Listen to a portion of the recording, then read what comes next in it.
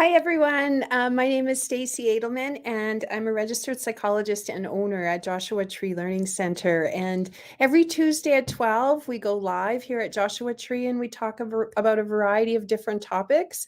And so today, I really wanted to talk about Mental Health Awareness Month here in Canada. So I've seen lots of different advertisements out. Some say Mental Health Awareness Week. We're going to talk about it as Mental Health Awareness Month here at Joshua Tree.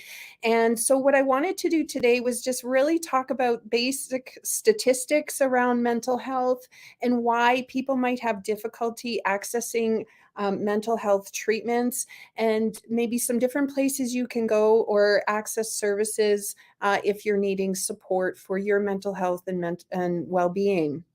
So today I'm just going to talk about fast facts about mental health. So I'm getting these facts and statistics from the Canadian Association for Mental Health. So if you head on over to their website, you're going to find this information here. So some basic things that we're going to talk about first is how do we differentiate between mental health and mental illness? So often we see these two terms used interchangeably. So basically, everybody has mental health, right? That's talking about our emotions and our ability to cope with life's ups and downs and so on. So, mental illness is an actual illness in relation to that. So, not everybody will have a mental illness, but we all have mental health. The absence of a mental illness doesn't necessarily mean we're mentally healthy, though, right? So there's still things that we can be doing to make ourselves mentally healthy and to take care of ourselves that way. So the presence or absence of a mental illness is not a predictor of mental health. Okay, so who is affected? Everyone has mental health and will experience challenges at some point in their life. Mental illness indirectly affects all Canadians at some point in their life. So, at some point, all of us are going to either experience a mental illness ourselves or will know a friend, a family member, a colleague who is experiencing a mental illness. In any given year, 1 in 5 people in Canada will personally experience a mental health problem or illness. By age 40, about 50% of the population will have or have had a mental illness. Mental illness affects people of all ages, socioeconomic status, education, and income levels and culture. However, there are systemic inequalities that do create barriers to access for support for mental health care. Major depression affects approximately 5.4% of the Canadian population. Anxiety disorders affect 4.6% of the population. About 1% of Canadians will experience bipolar disorder, or formerly called manic depression, and another 1% will experience schizophrenia. Eating disorders affect approximately 1 million Canadians, which is between 0.3 to 1% of the population. Substance use disorders affect approximately 6% of Canadians. 4,012 Canadians died by suicide in the year 2019. In Canada, suicide disproportionately impacts Indigenous peoples. The rate of suicide among First Nations is 3 times higher than among non-Indigenous Canadians and 9 times higher among Inuit.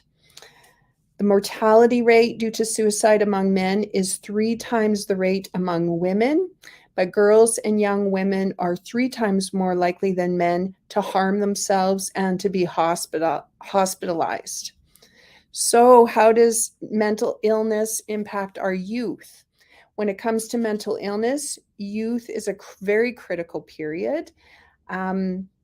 And most people living with a mental illness often see their symptoms before the age of 18. In approximately 20% of Canadian youth are affected by mental illness or disorders. So we know that mental health and mental illness is it's certainly on the rise. I think we know that during COVID, post-COVID, we've heard the term mental health crises. I think we are all well aware, I would hope at this point, that mental health is a significant topic of discussion. It needs to be top of mind as we move forward in this world. And we're here at Joshua Tree to help spread that word. And today is just part of what I can do today to help spread awareness for the importance of mental health care in Canada. And what I'm finding through my research and my reading is that one of the latest statistics I saw was 87% of Canadians are wanting public funded mental health care. So, what is stopping people from accessing mental health care in Canada or in Saskatchewan, in Regina? What gets in the way? Well, I think number one would be fear. There's a huge fear around accessing services for mental health.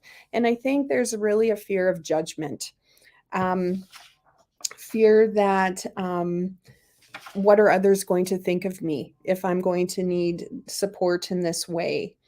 Um, it can be perceived by others, unfortunately, as a weakness. I think it's a strength. When you think about, well, how hard is it to reach out for help? It's very difficult. That takes strength. That takes a lot of guts to be able to do that. So we want to reframe that it's a strength to be able to ask for help. Some people have maybe not had a good experience somewhere in their mental health journey, and some may doubt the effectiveness of mental health treatment. So I think what we have to do as professionals in the field is really start educating our communities about the benefits of mental health treatment and how it can be helpful, and that what are the effects of getting treatment? How can it help you move forward? I think sometimes too, there's a lot of pride involved. A lot of individuals, when I speak with them, for example, are very hard on themselves and will say things like, well, I should be able to manage this. I should be able to cope with this. Like, how come I'm having so much trouble with this? So pride can really be getting in the way of accessing services and support. Um, Fear of change. I mean, if going to therapy or talking with a counselor or psychologist or social worker, anyone who's helping you with your mental health, there's a lot of fear of what's involved. What am I going to have to talk about? What am I going to find out? Do I really want to feel those feelings? I'd rather just kind of put them over there and let's just put them in a box and pretend they don't exist. So it's very uncomfortable, and there's fear of that discomfort, fear of, I've heard many people say to me, I'm scared to open that gate because when it starts flooding, how am I going to, get control of that? So there's a lot of fear about that. And I guess what I would say to people is we're here to walk through that with you and to help you manage, and you don't have to do that alone. It can be very frightening, but we're with you through that fear, and you don't, and we're here to support you and help you manage that. I think there's a lot of misinformation out there regarding mental health treatment and what it involves. So there's a lot of different perceptions, maybe based on what we see on TV, or what we see or hear others talking about, or what their experiences may have been like. We just kind of develop these different ideas or misinformation out there about what therapy is. Um, Many individuals have developed the belief that if they attend therapy, it means they're crazy, which is simply just not true. So we have a lot of these old messages that maybe have come from, other people in our lives, or generations upon generations, that have maybe been passed down, and they serve as kind of a block and make it difficult for us to move forward. I also think another barrier is sometimes we may not give it enough time. So we're anxious to feel better when we come into therapy and are accessing mental health services. We want to feel better right away. And so sometimes if it's just not working, it's easy to say, yeah, but that doesn't work or that doesn't work. And maybe we just haven't given it enough time. So I like to use the analogy, if I was to go out and run a marathon this weekend, I probably wouldn't do very awesome. I haven't trained for it. I haven't got, the background knowledge or the information, and I just haven't put the time in to get the results. And consequently, I'm probably going to feel a lot of pain and discomfort. It's just not going to feel good. And so, like any change, our mental health, it's going to take some time, and there's going to be some discomfort and change that happens.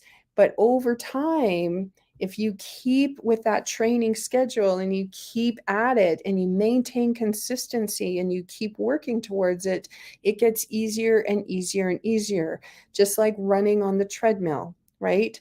Tomorrow, people tell me I'm going to exercise and I'm going to feel energetic and so much better and stronger, and I'm going to have more energy. And I do that tomorrow. I'm not going to feel that right away. I'm probably going to feel stiff and sore and uncomfortable, and I'll be huffing and puffing. This doesn't feel good, right? So initially when we make a change, it's hard, but if we keep at it for long enough, we're going to see those changes happen. And so that tends to be a common barrier, I think, for maybe continuing with our mental health journeys. So I would just really encourage all of you, if you or somebody you know is looking for mental health care, please reach out to us. Reach out to any of the mental health clinics, psychology clinics here in Regina. There's amazing people in our community doing outstanding work in the areas of psychology, social work, and clinical counseling. Those are the three main areas you may want to take a look at for therapy, right? And so feel free to reach out.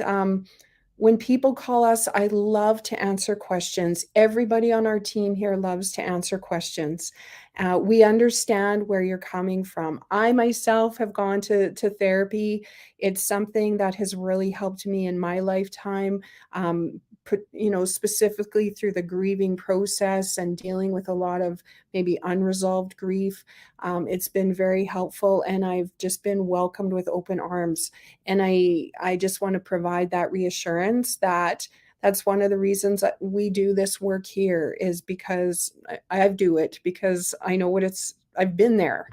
And please reach out. Please reach out. There's several helplines you can call to. There's mobile crisis that you can contact. For kids, I always encourage kids to contact the kids help phone. They can access them 24 hours a day through text or by phone or email. There's various ways to make contact there. So just reach out. But I understand taking that first step can be very, very challenging, and we get that. And I think you talk with any counselor, we get it, and we'll take that step with you. So I strongly advocate for public mental health care. I really want to support our agencies here in Regina that try to provide mental health care as well. So here at Joshua Tree, we are actually selling our T-shirts with a resilience word on the back of them. We want to be able to donate to the Canadian Mental Health Association and the Regina branch. They do some really outstanding programs, provide a lot of services here in our community. So please reach out to them for support if you're looking for help. Alrighty, I think that's it for today. I just really wanted to get the word out, try to think of different ways you can promote mental health awareness by talking about good mental health. Try something new yourself. Maybe it's a commitment to take a walk outside every day. Maybe it's journaling. Maybe it's downloading an app and giving meditation a chance or a try. Maybe attend a yoga class, do something different, engage in some kind of artistic experience. Challenge yourself, try something new to try to build your mental health. And if you know anyone struggling with mental illness or is needing support with their mental health, please feel free to call us at Joshua Tree 306-546-5674, and we will get you all set up. If we can't support you, we will definitely direct you and tell you where you can get the help you need. Thanks, everyone. Have a wonderful week and take care.